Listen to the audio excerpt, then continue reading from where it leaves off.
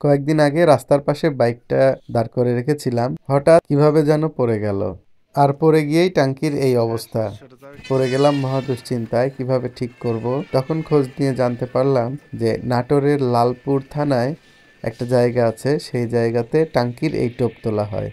টাঙ্কির এই টোপ তোলার জন্য বাড়ি থেকে বের হলাম লালপুরের উদ্দেশ্যে। চলুন আজকে আপনাদের দেখাবো কিভাবে একটা টোপ পড়ে বাজে অবস্থায় হয়ে যাওয়া বাইক কিভাবে এরা নিখুঁতভাবে ঠিক করে। লালপুর ঢুকেই দু একজনকে জিজ্ঞেস করলাম এই কাজে এক্সপার্ট কে। তারা আমাকে ধারণা দিল যে লালপুর ডিগ্রি কলেজের পাশে হাবিবুর রহমান নামে একজন লোক আছে, যিনি এই কাজটা খুব নিখুঁতভাবে করেন। তার কাছেই যেন আমি যাই, অন্য কারো কাছে যেন না যাই। তাই চলে আসলাম লালপুর ডিগ্রি কলেজের কাছে। এটা লালপুর ডিগ্রি কলেজের গেট।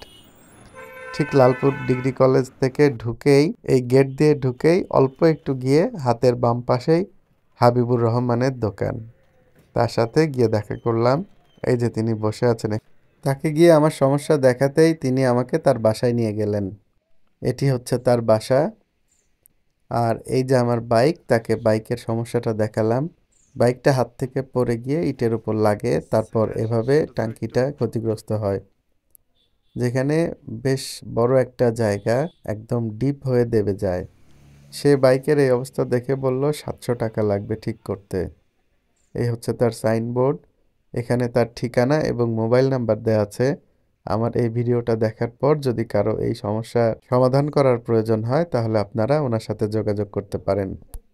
কথা বলে সবকিছু ঠিকঠাক হয়ে যাওয়ার পর তিনি আমার বাইকটা তার বাসার ভেতরে নিয়ে গেলেন এবং সে কিভাবে কাজটি করেন এই বিষয়টি তিনি কাউকে দেখান না।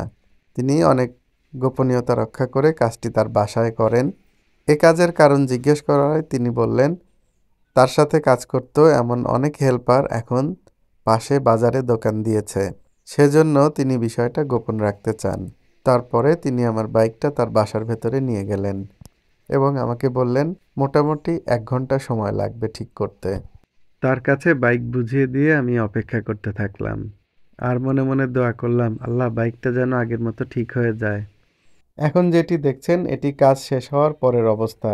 আমি সত্যিই খুব অবাক হয়েছি। বাইকটা খুব সুন্দরভাবে তিনি এই টোপটি তুলে ফেলেছেন।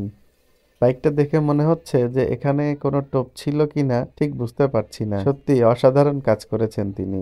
আপনাদের কেমন লাগলো অবশ্যই জানাবেন।